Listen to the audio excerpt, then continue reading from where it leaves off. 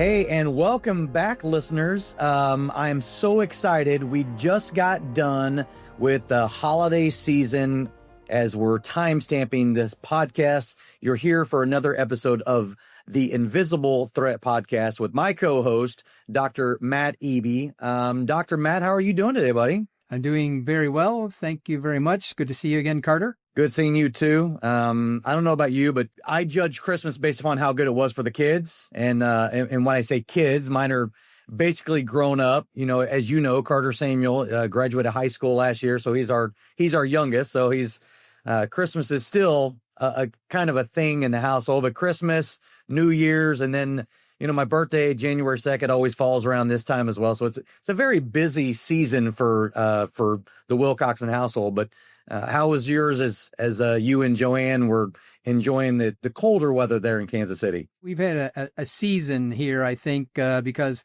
I turned 70 actually on Halloween. And on that exact day, I submitted my dissertation for my doctorate, which I defended in December. We had a great Thanksgiving, rolled into Christmas, and we were actually in Canada with Joanne's family. And so it's been just fantastic. This year was extra special with all those events going on. So thanks for asking. Well, this is episode 2 of the Invisible Threat Podcast. Thank you again for joining us, for this podcast. I know we're going to be sharing lots over the next however many hundreds of podcasts into the future, but I am joined here by, as I affectionately called, he's now Dr. Whoopi in the Wilcoxson household. And I'm so thrilled with the ability and the opportunity to, start sharing a lot of the things that are inside of my head and the experiences that I've had throughout the years, as well as what you're going to have as well, Matt, with, your dissertation. And obviously the theme is behind you as the author of the Invisible Threat podcast or the Invisible Threat book as the author. That's really our theme here, right? That's part of it.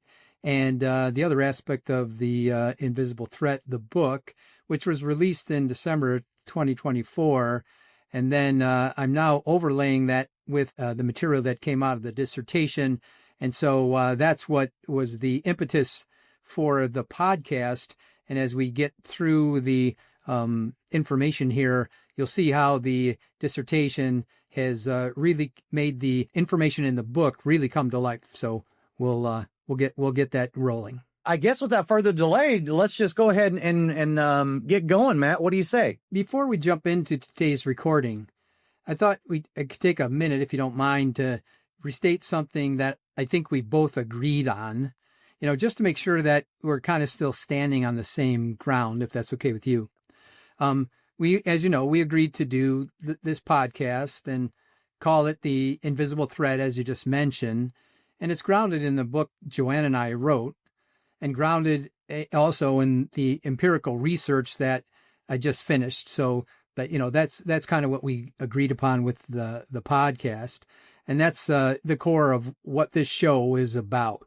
Right. And obviously, just to be clear, I'm fully on board with that, and I wouldn't be here if I wasn't. Yeah, that's what I thought. So, that foundation with the book and the dissertation, that really matters a lot.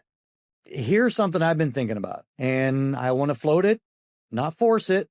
Right now, the structure, it's pretty clear. I interview you. You're the subject matter expert.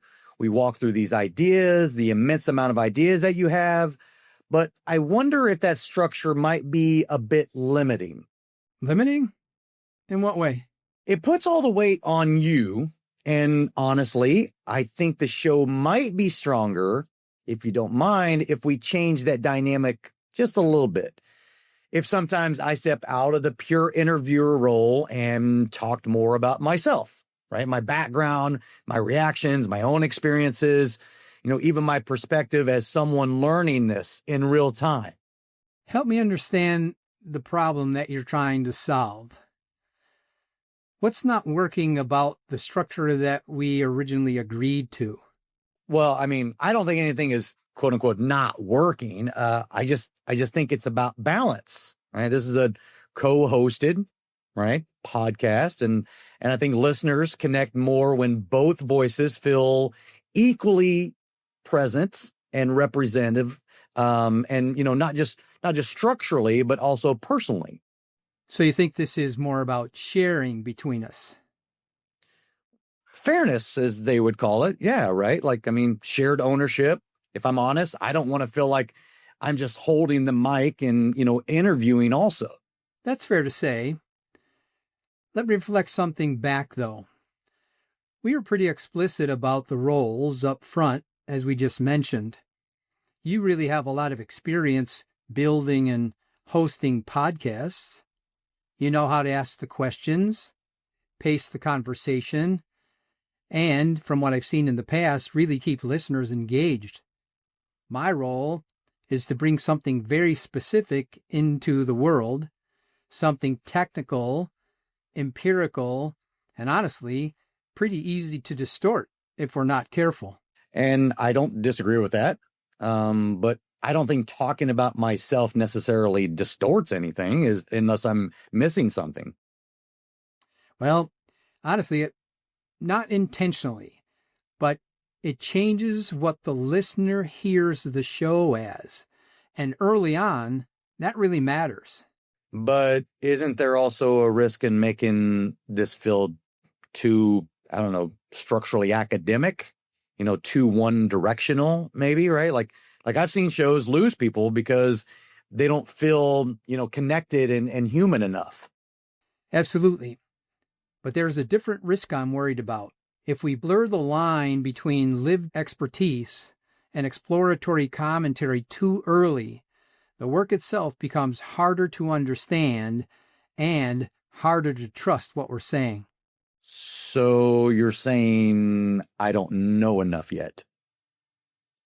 I'm saying the material doesn't forgive casual handling, not because of ego, because of how easily it can be misunderstood. I want to be honest here. Part of this is personal. I want to feel like this is my podcast too, not just something I help to facilitate. Well, we've worked together a long time, and I appreciate you saying that. And I'll be honest too. This work represents decades of practice and more than a year of research. If it gets flattened or mischaracterized early, that's not something that can be undone later. So we're both trying to protect something. That's exactly right, but probably different things. I can see that neither of us is wrong. You're absolutely right with that, but I do think this is exactly the kind of moment where judgment, not rules, is really doing the work. So where does this leave us then? What matters is that we just made something visible that usually stays invisible. How roles, ownership, risk, and values collide before a judgment and decision ever gets made. In most people, right, they never slow down long enough to notice that, right? So hence it remains the invisible threat. Exactly. Next time, we'll stay right here and start pulling this apart more deliberately, not to win an argument, but to understand what's actually happening underneath it. This is the essence of the invisible threat. Well, Matt, I think that is a good segue into, thanking our listeners for coming on and listening to the invisible threat with us today. Obviously, episode 2, we're going to continually learn from one another, and our listeners are going to get a chance to learn an extreme amount of stuff now and into the future. So do we have anything in closing that you want to share with the listeners before we let everybody get 2026 off and running? I just want to tell the listeners, thank you very much for listening, and look forward to seeing them in episode 3. Awesome. Thank you. Well, hey, listeners, thank you so much for joining us for another episode of the Invisible Threat Podcast. Make sure to like, share, and subscribe wherever you get your podcasts, Apple, Spotify, Podbean, whatever that might be. So for my esteemed co-host, Dr. Matt Eby, I am Carter Wilcoxson, CEO and founder of Epic Services. Thanking you very much for another shared time with us today, and have a wonderful time. We'll see you next time. Dr. Matt, thank you again, buddy. Thanks, Carter. Good seeing you. You too.